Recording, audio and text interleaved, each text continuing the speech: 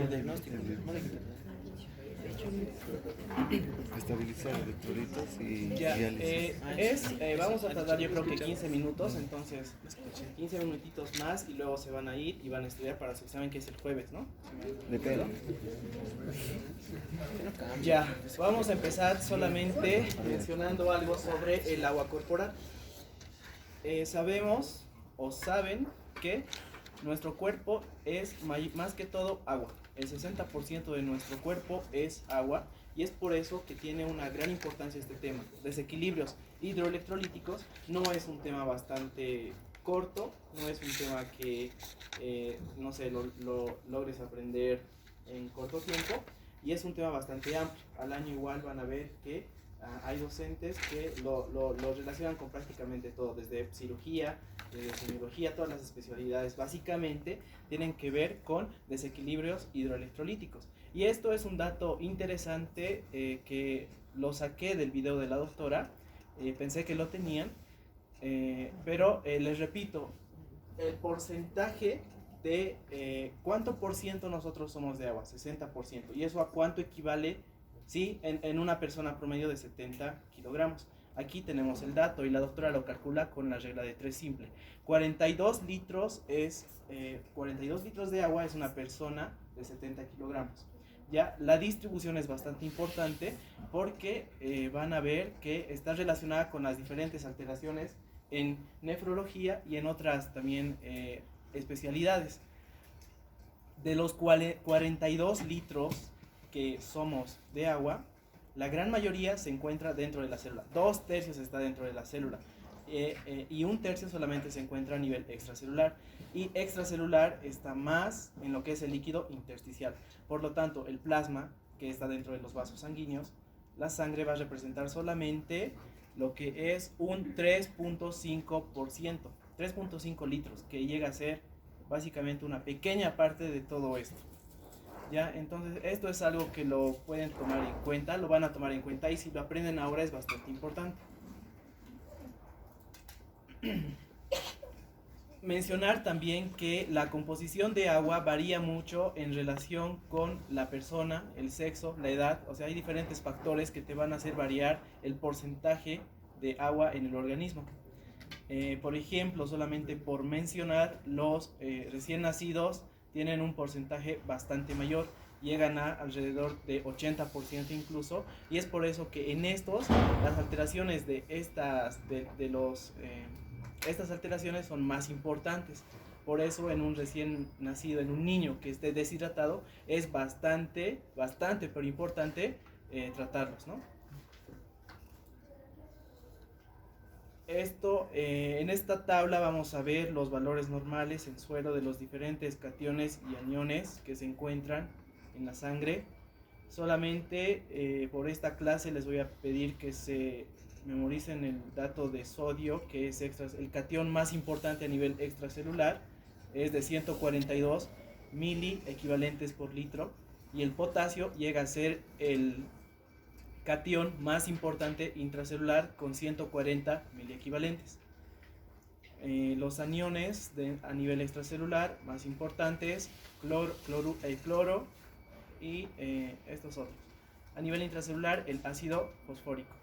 Ahora bien, algo interesante que nos menciona la literatura es que el líquido intersticial y el líquido extra o lo que es el plasma van a ser básicamente lo mismo, la única diferencia son las proteínas. El plasma es abundante en proteínas, es rica en proteínas, eso le da diferentes características. El líquido intersticial no tiene grandes proteínas y eso es algo importante. Y la principal proteína que todos sabemos es la albúmina. Ya, vamos a empezar hablando de las alteraciones del balance de sodio. Específicamente hipernatremia, hiponatremia. Pero antes mencionar que una alteración del sodio va a estar siempre a la mano de una alteración del agua, porque recordamos que es el principal electrolito que va a determinar la concentración o el desplazamiento de agua de un compartimiento en otro. Por lo tanto, el dato de el valor de un sodio, más que indica no solamente cuánto está, nos indica cómo está ese líquido dentro del compartimiento. Eso lo menciona aquí. La mayor significancia de concentración de sodio sérico es que provee mayor información acerca del adecuado contenido de agua corporal más que del estado de sodio per se, o sea, del estado de sodio mismo. Hiponatremia. Vamos a decir que hiponatremia es cuando encontramos en los valores del laboratorio un sodio menor a 35 miliequivalentes por litro. Es el desorden electrolítico más frecuente y la hiponatremia dilucional es la más común de todas. Vamos a ver que existen diferentes tipos de hiponatremia. De igual forma se la puede clasificar en leve, moderada y severa según los datos que se vayan a tener. Y la causa, ¿cómo se activa el puntero? Perdón, ¿alguien sabe? No, sí, ya está. Puntero láser, listo, ahora sí. Ya, la causa, a ver, bueno, es solamente lógica, como Dani decía, fisiopatología. Para saber fisiopatología tienes que saber fisiología.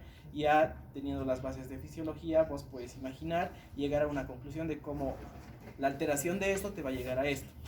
Entonces, ¿qué nos va a dar una hiponatremia? Una ganancia de agua o una pérdida de sodio. Y principalmente la ganancia de agua es la que va a causar los estados de hipernatremia o hiponatremia, perdón.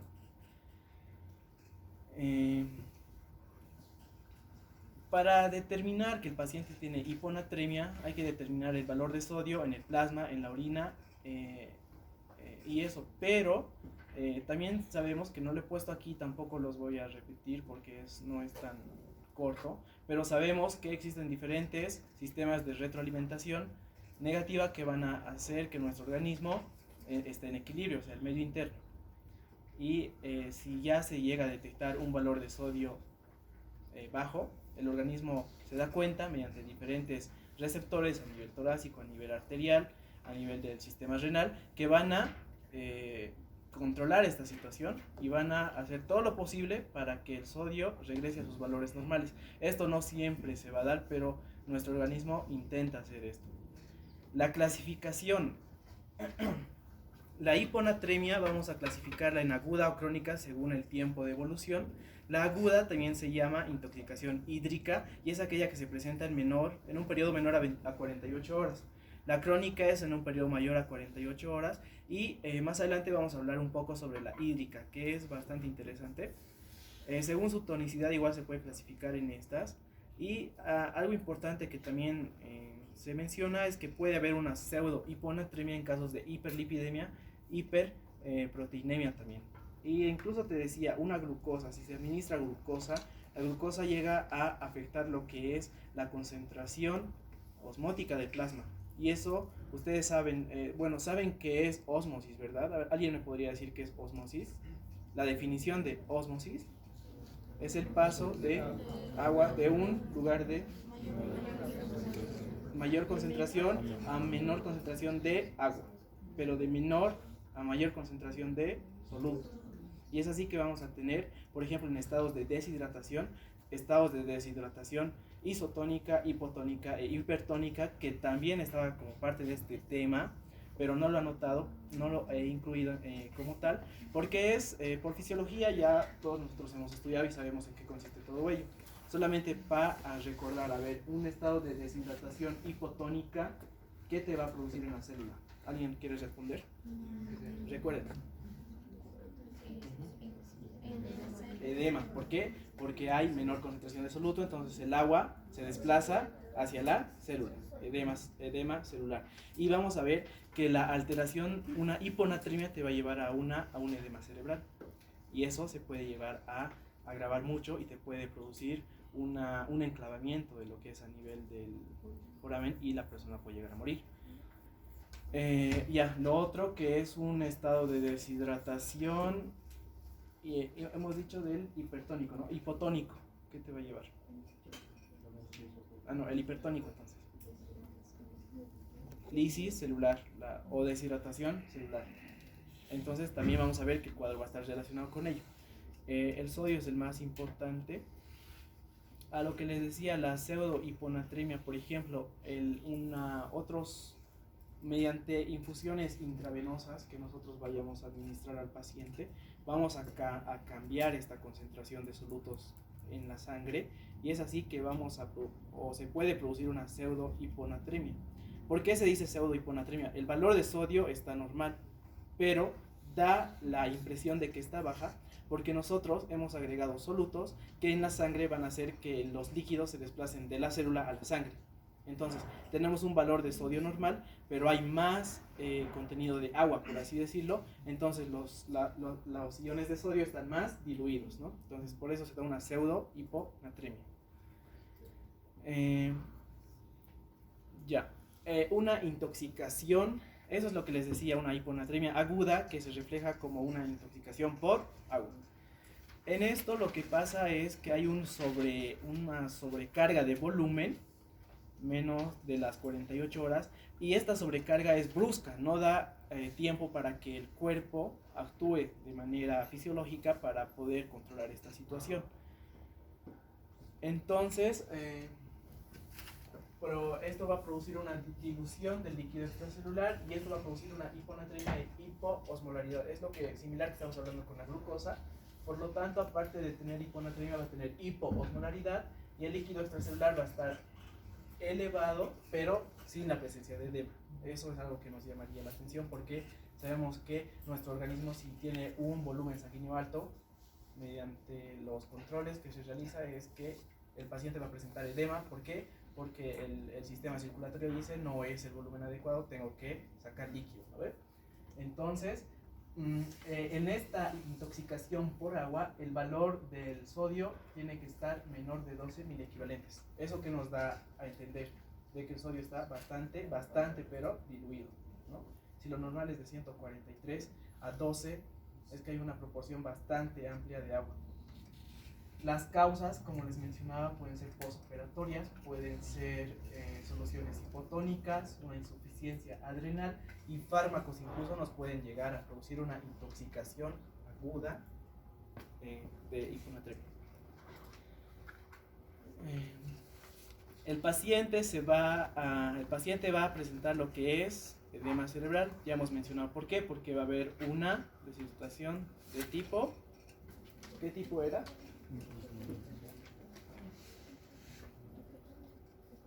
¿Qué tipo era? Hipotónico. Ahorita vamos, bueno, si no les queda claro, al final podemos escribir en la pizarra. Pero porque es algo hipotónico, entonces el paciente va a presentar edema, y la principal complicación es la muerte por el enclavamiento a nivel del agujero mágico. Y el paciente también va a presentar datos de irritación neurológica. Va a estar irritable, va a presentar cefalea, letargo, puede llegar a la obnubilación.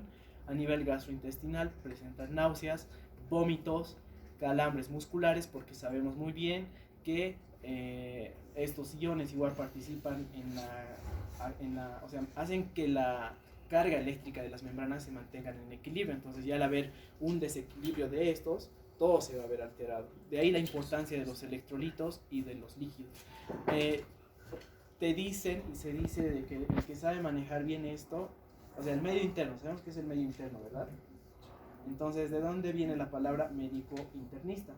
Los médicos internistas son los que, o sea, manejan muy muy bien esto, porque saben que solamente controlando el medio interno nuestro paciente ya está bien, ¿no? Pero no es sencillo.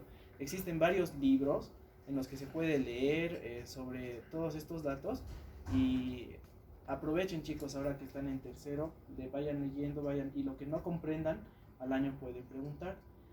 Y también este año a sus docentes o incluso a mí en esta clase, si es que les queda alguna duda. Coma, ¿cuándo va a presentar coma el paciente? Cuando la concentración es menor a 120.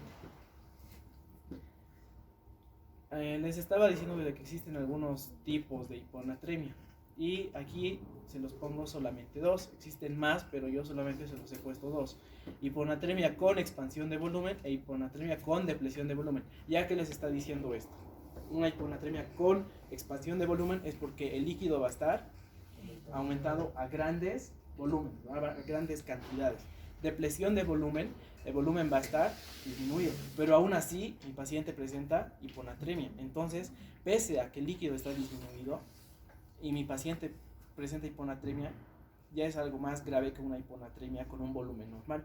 Entonces va a ser el manejo terapéutico, ya no va a ser el mismo, ya tiene que ser un poco más diferente.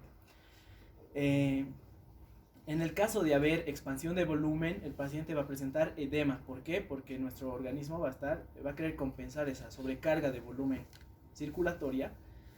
Va a haber un incremento del agua corporal total, reducción del volumen plasmático efectivo. ¿Saben qué es el volumen plasmático efectivo? Es el volumen de sangre que va a perfundir los órganos, ¿ya? Y esto se presenta en pacientes con insuficiencia cardíaca congestiva. Ya han llevado ese tema. ¿Qué pasa en un paciente con insuficiencia cardíaca congestiva? Presenta edema, ¿no? ¿Y por qué? Porque hay aumento de resistencias periféricas, lo que básicamente el corazón no funciona bien, entonces todos los líquidos se acumulan, por así decirlo. El síndrome nefrótico también te puede dar. La hiponatremia con depresión de volumen, ya como les mencionaba, pese a que el paciente tenga depresión de volumen, presenta hiponatremia.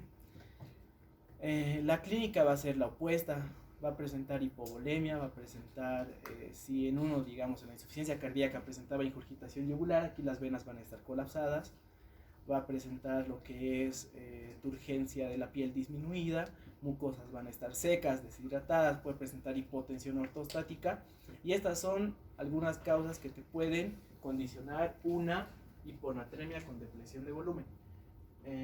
Gastrointestinal, lo que se ve frecuentemente, los vómitos, la diarrea, a nivel de la piel, los quemados. Eso es algo interesante. Ya han debido llevar, creo que, quemaduras en TQ con un doctor. Entonces es importante vigilar en el paciente quemado cómo está a nivel de a nivel de líquidos y electrolitos. Esto es una evaluación clínica. Nosotros como doctores viendo la clínica vamos a poder ya más o menos llegar si es uno o si es otro. Ya hemos mencionado principalmente el edema en uno, en otros no, ingurgitación yugular o el colapso de venas, ¿no? También existe otra hiponatremia que es de volumen normal y principalmente en lo que es excesiva secreción de antidiurética o secreción inadecuada de la antidiurética. En estos casos, en estas patologías también se presenta.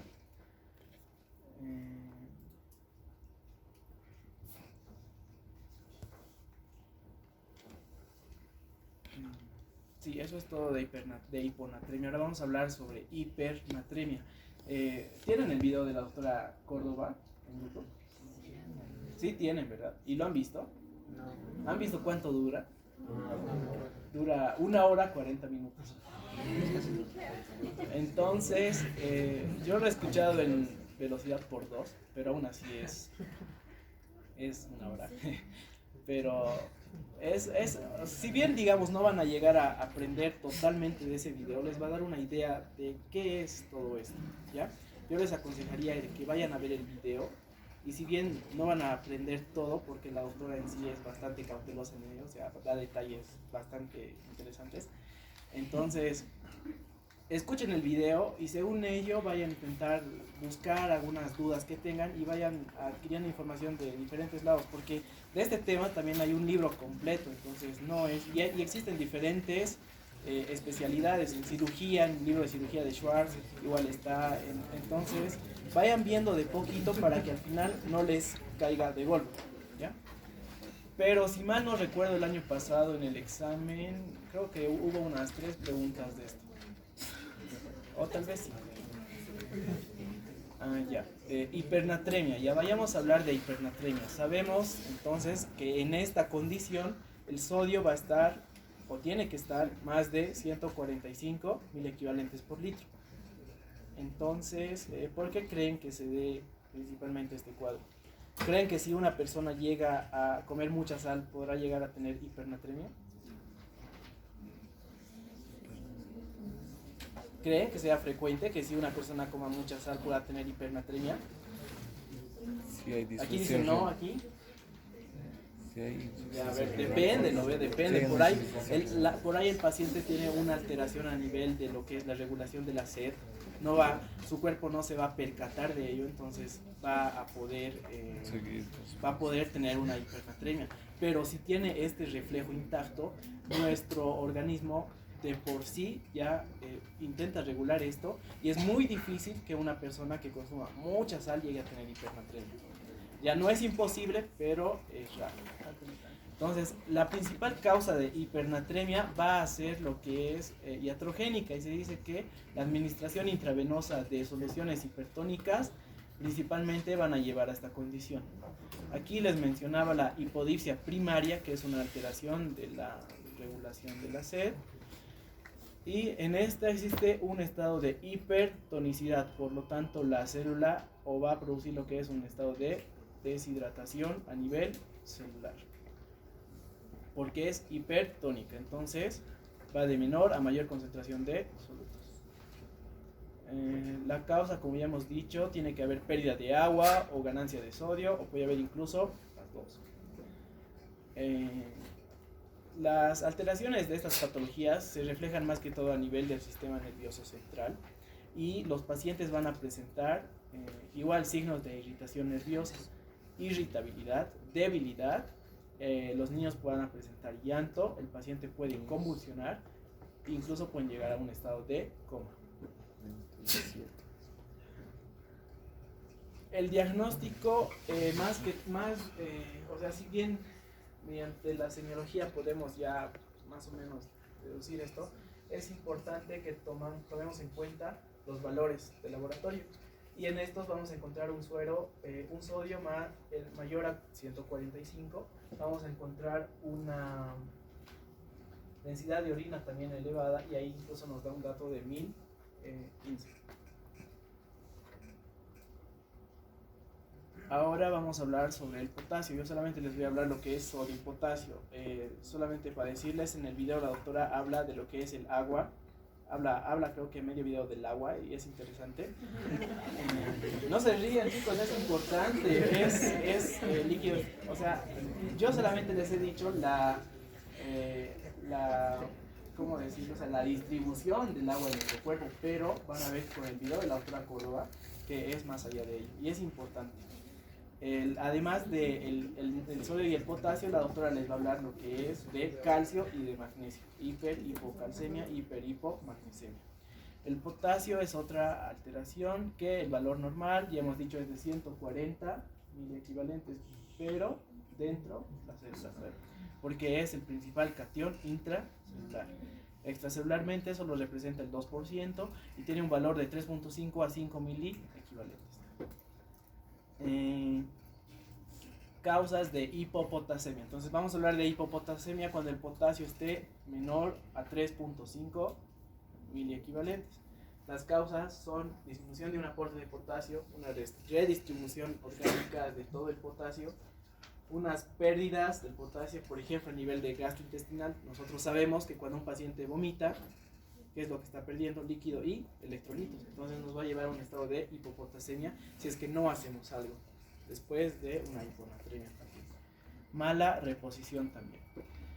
Aquí están unas causas de hipocalemia, lo que les mencionaba a nivel de gastrointestinal, los vómitos, las diarreas, es frecuente observar.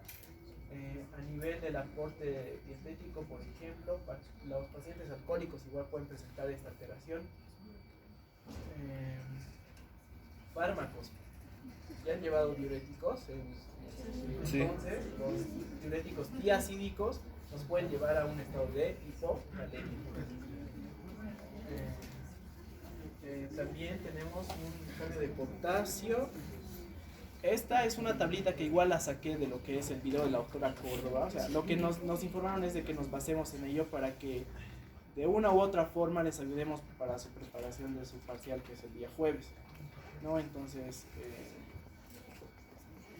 no es algo que tengan que memorizar, más que todo intenten relacionar, intenten leer y digan esto puede ser frecuente, esto no. Por ejemplo, lo que hemos hecho en el caso de vómitos o diarreas, que es bastante común y hay que tener más cuidado, sobre todo en los que tienen menores de 5 años, ¿no? También se la puede clasificar a la hipocalemia en leve, moderada y severa, ya teniendo los datos.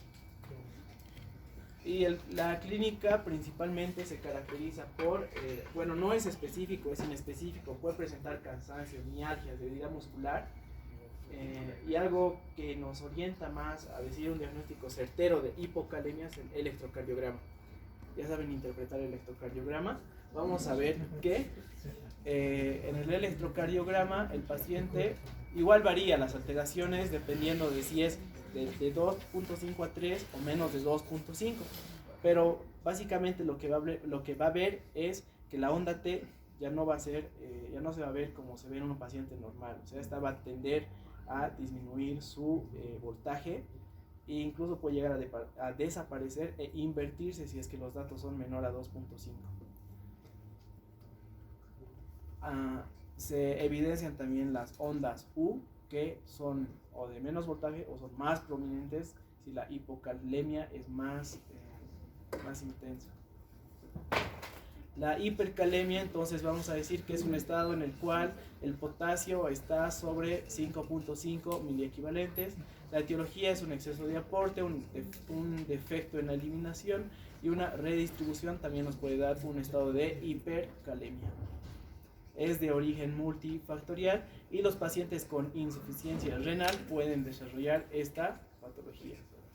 Aquí nuevamente es otra tabla grande de las principales causas de un estado de hipercalemia. Puede ser iatrogénica, un paciente insuficiente, que tenga insuficiencia renal, ya sea aguda o crónica, también fármacos.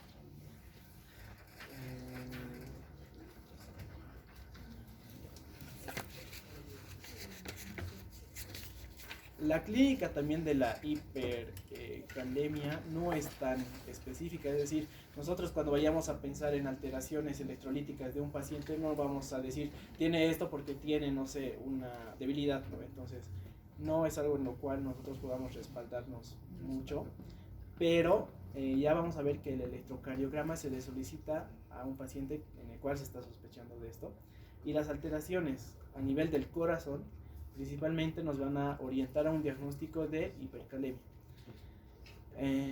Puede llegar a producir como complicaciones un bloqueo auriculoventricular, una sistolia cardíaca y un paro cardíaco. Y esto se va a dar más si el paciente, además de presentar hipercalemia, presenta hipotermia, hipotensión, hipocalcemia y acidosis. Las alteraciones en el electrocardiograma son una onda T picuda, un QRS ancho y una pérdida de la onda P. Esto se va a ir viendo progresivamente dependiendo de en qué, o sea, al momento en el que le hemos tomado al paciente el electrocardiograma. Y a la izquierda podemos ver, por ejemplo, si le hemos tomado un electro cuando su potasio estaba en más de 5.5, solamente se va a llegar a observar la onda T picuda. Pero si le hemos tomado el electro cuando el potasio está mayor a 8, vamos a observar ya las otras alteraciones. Bueno, con eso acabo. No, como les repito, no he querido dar todo lo que es magnesio, calcio, agua, porque tienen un video que les va a ayudar bastante a comprender este tema. Yo les aconsejo que lo vean. Si no de una, así, a las 2 horas, vayan viendo dos partes, porque les va a ayudar.